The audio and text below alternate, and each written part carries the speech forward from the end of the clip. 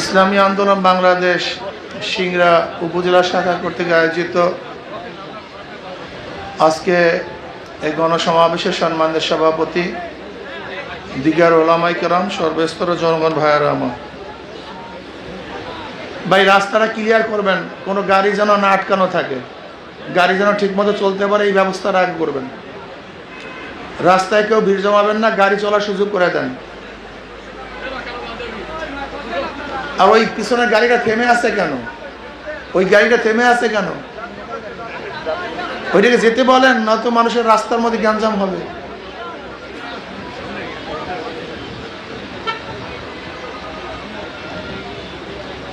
ইসলামী আন্দোলন বাংলাদেশ সহ অনেক দল পিআর সিস্টেমে নির্বাচন চায়।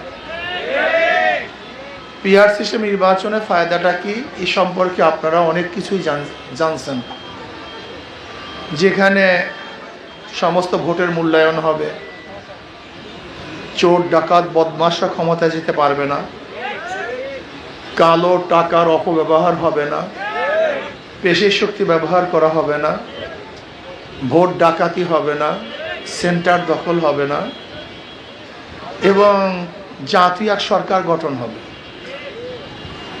জাতীয় সরকার মানে সর্বদলীয় সর্ব আদর্শের মানুষ যেই সংসদে থাকবে। বিএনপি নিজেও কিন্তু ঘোষণা দিয়েছিল তারা জাতীয় সরকার করবে, আর জাতীয় সরকার করার সবচেয়ে ভালো পদ্ধতি হলো পিআর সিস্টেমে নির্বাচন। জাতীয় সরকার করবে এটা বিএনপি ঘোষণাই দিয়েছিল। জাতীয় সরকার কিভাবে হবে? সব দলের সমন্বয়ে যে সরকার হয় তাকে কি বলা হয়? জাতীয় সরকার। তাই পিআর সিস্টেমে নির্বাচন করলেই তো সব আদর্শ সব দলের মানুষ সংসদে যেতে পারবে। কাজে এইটাই জাতীয় সরকার হওয়ার সবচেয়ে ভালো পদ্ধতি, ভালো পন্থা। এর জন্য আমরা দাবি করছি পিআর সিস্টেমে নির্বাচন দিতে হবে। আর আমি ভোটারদেরকে একটা অনুরোধ করব, ভোট সম্পর্কে আমরা অনেকেই জানি না। আমরা ভোটের সময় 500-1000 টাকা পেয়ে ভোট দিয়ে ফেলি। ভোট মানে সমর্থন করা, ভোট মানে সাহায্য করা, ভোট মানে সহযোগিতা করা, ভোট মানে সাক্ষী দেয়া। আমি ইসলামের দৃষ্টিকোণ থেকে বলবো ভোটের গুরুত্ব, এবং রাজনৈতিক দৃষ্টিকোণ থেকে বলবো ভোটের গুরুত্ব। ইসলামের দৃষ্টিকোণ থেকে যারা মুসলমান তাদের ইসলামের বাইরে ভোট দিতেই পারে না। যেমন আমি যদি প্রশ্ন করি একজন মুসলমানকে, আপনি ইসলাম পছন্দ করেন কি করেন না, আপনি কি বলবেন? যদি বলেন করি না, কথা বলেন, ভেজাল আছে কি নেই? যদি আপনাকে প্রশ্ন করি আপনার নবী, আমার নবীকে আপনি নবী মানেন কি মানেন না, ইমাম মানেন কি মানেন না, নেতা মানেন কি মানেন না, আপনি কি বলবেন? যদি বলি মানি না। কাজে একজন মুসলমান ইসলামের বাইরে যাওয়ার কোনো সুযোগই নেই, কোনো সুযোগ। আর যারা কিয়ামতকে বিশ্বাস করে তাদের তো অন্য কোনো জায়গায় ভোট দেওয়ার কোনো সম্ভাবনাই নেই। ভোট মানে কি বলছিলাম? সমর্থন করা। ধরেন একজন চোর বা কয়েকজন চোর একত্রিত হয়ে খেয়ালাকে বলছে, ভাই খেয়ালা, আমি ওপারে যাব চুরি করার জন্য, আর তোমার খেয়া ব্যতীত চুরি করতে পারবো না। খেয়ালা বলছে, দেখ আমি চরমনায় মুরিদ, আমি তবলিগ করি, আমার কপালে নামাজের দাগ, আমি কিন্তু চুরির ভাগের মধ্যে নাই, কিন্তু তোমরা যেহেতু যুবকরা একত্রিত হয়েছে চুরি করবা, আর আমার খেয়া ব্যতীত চুরি করতে পারবে না, আসাটা ধাক্কা দিয়ে দিই। খেয়ালা ধাক্কা দিয়ে চোরদেরকে নদী পার করে দিয়েছে, কিন্তু সে কিন্তু চোরের ভাগই নাই। খেয়ালার কোনো দোষ আছে? কেন? হ্যাঁ, যদি ওনার সহযোগিতা না পাইতো, সাহায্য না করতো, তাহলে চোরেরা চুরি করতে। এখন আপনাদেরকেই বলি, যারা ভোটের ধাক্কা দিয়ে সংসদে বসাইছেন, যারা ভোটের ধাক্কা ব্যতীত কেউ সংসদে বসতে পারত? আপনার ভোটের সাহায্য ব্যতীত কেউ সংসদে যেতে পারত? আচ্ছা বলেন তো, আপনার ভোটের সাহায্য পেয়ে, সহযোগিতা পেয়ে, সমর্থন পেয়ে যারা মদের আইন পাশ করছে, এই দায় দায়িত্ব কে নিবে? কথা বলেন। যারা সুদের আইন পাশ করছে, জেনার আইন পাশ করছে, চুরি করছে, ডাকাতি করছে, কি মনে করবেন? আপনি এখান থেকে সরেন। এই তো বর্তমান বাংলাদেশে জেনার আইন বৈধ কি বৈধ না? কথা বলেন। একজন যুবক যুবতী সম্মতি হয়ে যদি অবৈধ কাজে লিপ্ত হয়, আর যদি সুপ্রিম কোর্টেও তার বিরুদ্ধে কেস হয়, তাহলে চিফ জাস্টিসেরও তার বিরুদ্ধে বিচার করার কোনো ক্ষমতা নেই, যেহেতু বাংলাদেশে জেনা বৈধ, মদ বৈধ। এই মদ বৈধ কে করছে? সংসদ করছে। কাদের ভোট পেয়ে? আপনাদের ভোট পেয়ে। এখন আপনাদেরকে প্রশ্ন করি, আপনাদের ভোট না পাইলে মদের আইন পাশ হইতো না।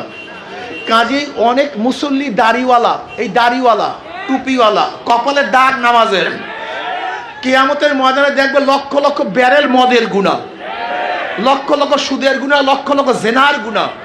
আল্লাহ, আমি তো মুসল্লি মানুষ, কোনোদিন মদ স্পর্শ করি নাই, এত মদের গুনাহ।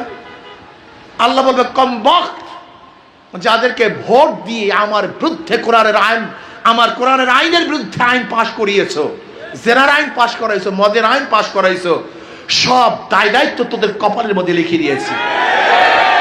এই জন্য যারা আখিরাতকে বিশ্বাস করে, যারা বিশ্বাস করে না তাদের কথা বাদ, তাদের কথা এখন বলবো। এর জন্য একজন যে কিয়ামতকে বিশ্বাস করে, কোনো অবস্থাতে ইসলামের বাহিরে লম্পট, চোর, গুন্ডা, বদমাশ, ডাকাত এবং চাঁদাবাজ থেকে ভোট দিতে পারে না। এখন বলতে পারে হিন্দুরা ভোট দেবে কেন, খ্রিস্টানরা ভোট দেবে কেন, তারা তো মুসলমান না। নাস্তিকরা ভোট দেবে কেন, তারা তো কিয়ামতকে বিশ্বাস করে না। আমি তাদেরকে বলবো, ইসলামের পক্ষে ভোট দেবেন শান্তির জন্য। 53 বছর যাদেরকে ভোট দিচ্ছেন, 53 বছর যাদেরকে ভোট দিচ্ছেন, তারা কি করছে? এই দেশকে দুর্নীতিতে 5 বার চ্যাম্পিয়ন করছে, 5 বার। 28 লক্ষ কোটি টাকা শুধু 16 বছরে পাচার করেছে। এদেশের হাজার লুটপাট, ধর্ষণ, অপকর্ম, খুন, ডাকাতি, অপসরণ, অপহরণ, আয়না ঘর সহ জুলুম, অত্যাচারের মহাস্বর্গ কায়েম করেছে। এখনো ক্ষমতায় যেতে পারেনি এমন অনেক দল আছে, যাবে ভেবেছে, কিন্তু তাদের অত্যাচারে মানুষ টিকতে পারছে না। দোকানরা দোকান করতে পারছে না, টেম্পু আমাদের ভেঙে ফেলা হচ্ছে। হাজারো যুবকদেরকে চাঁদা না দেওয়ার কারণে হত্যা করা হচ্ছে। এই আপনাদের এই বগুড়ায় প্রস্তাব দিয়েছে মেয়েকে বিবাহ করবে, বাবা রাজি না হওয়ার কারণে মেয়ের সামনে বাবাকে হত্যা করেছে। আপনারা দেখেছেন তজুমুদ্দিনে, চাঁদা না দেওয়ার কারণে স্বামীকে বেঁধে রেখে স্ত্রীকে স্বামীর সামনে ধর্ষণ করেছে। আপনারা দেখেছেন হাজারো যুবকরা চাঁদা না দেওয়ার কারণে মার সামনে থেকে তুলে এনে তাকে হত্যা করা হয়েছে। হাজারো দোকান ভেঙে ফেলে হয়েছে। অফিস করছে, ভাড়া চাওয়ার কারণে অফিসের মালিককে পিটিয়ে হত্যা করছে, না এই ঘটনা?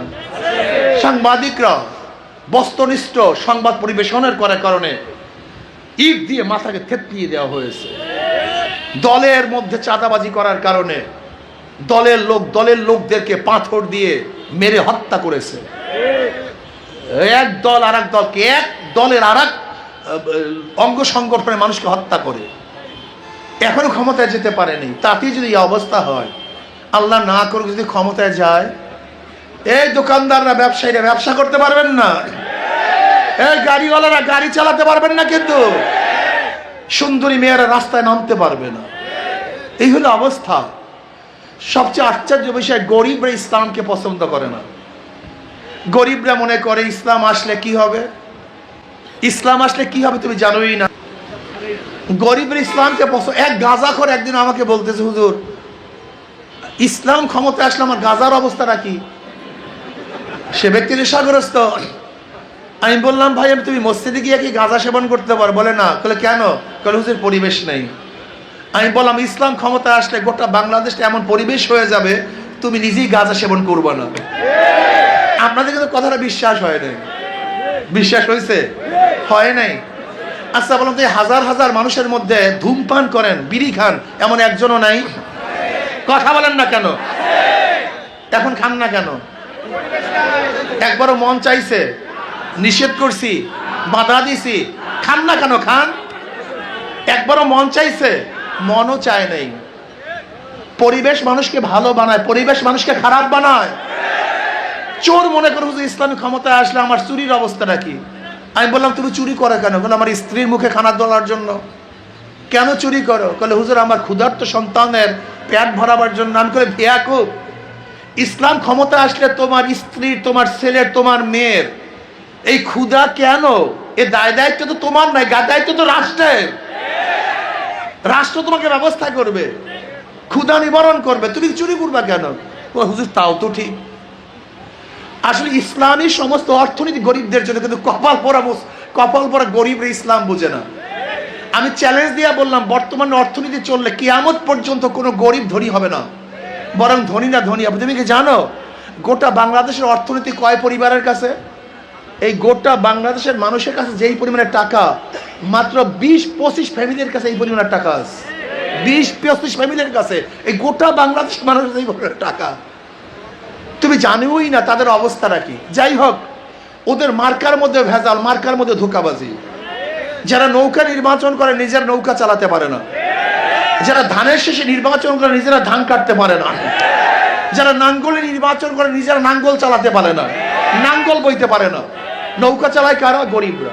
ধান কাটে কারা? কথা বলেন। নাঙ্গল চালায় কুঠার কুড়াল দিয়া কাঠ ফাড়ে কারা? গরুর গাড়ি চালায় কারা? সব মার্কাগুলি গরিবদের, কিন্তু যারা নির্বাচন করে একটাও গরিব না। মার্কা সব গরিবদের, কিন্তু যারা নির্বাচন করে একজন গরিব না। ওর মার্কার মধ্যে ধোঁকাবাজি। নিজেরা মার্কা নিয়ে নির্বাচন করে নিজেরা মার্কা চালাতে পারে না, কিন্তু হাত পাখা এমন একটা মার্কা যে নির্বাচন করে সেও চালাতে পারে, যারা করে তারাও চালাতে পারে। নাকি ভাই? হাত পাখা চালাতে পারে পুরুষরা, হাত পাখা চালাতে পারে মহিলারা। হাত পাখা প্রয়োজন ছোটদের, হাত পাখা প্রয়োজন বড়দের। হাত পাখা প্রয়োজন গরিবদের, হাত পাখা প্রয়োজন ধনীদের। হাত পাখা চালায় মুসলমান, হাত পাখা চালায় হিন্দু, বৌদ্ধ, খ্রিস্টান। তার মানে কাউর মার্কা ঘুমের সময় বুকের উপর থাকে না। নৌকা নিয়ে কেউ ঘুমায় না, ধানের শীষ নিয়ে কেউ ঘুমায় না, নাঙ্গল নিয়ে কেউ ঘুমায় না। একটা মার্কায় যেটা ঘুমের সময় বুকের উপরে থাকে, তার নাম হাত পাখা। হাত পাখা সবাইকে শান্তি দেয়। কারেন্ট ফেল করে, হাত পাখা ফেল করে না। আমি বিশ্বাস করি হাত পাখা যদি বিজয় হয়, এই জাতি বিজয় হবে। হাত পাখা বিজয় হলে গরিবরা বিজয় হবে। হাত পাখা বিজয় হলে ধনীরা বিজয় হবে। হাত পাখা বিজয় হলে মুসলমান, হিন্দু, বৌদ্ধ, খ্রিস্টান, গোটা বাংলাদেশের যত জনসমুদ্র আছে, জনশক্তি আছে, তারাই বিজয় হবে ইনশাআল্লাহ। সব মার্কা দেখা শেষ, হাত পাখার বাংলাদেশ ইনশাআল্লাহ। আগামী ইসলাম ক্ষমতা যাবে ইনশাআল্লাহ। 92% মুসলমানদের দেশে ইসলাম ক্ষমতায় যাওয়াটাই তো স্বাভাবিক, ইসলাম ক্ষমতায় না যাওয়াটা স্বাভাবিক। এই জন্য আসুন, আগামী নির্বাচনে আমাদের এখান থেকে আপনারা সবাই ছিলেন খুব ভালো প্রার্থী মাওলানা খলিল সাহেব, আলহামদুলিল্লাহ। এই চেহারা আপনারা দাঁড়ালে ওনারা দেখবে কেমনে? সবাই একটু বসেন, ওনারা দেখুন।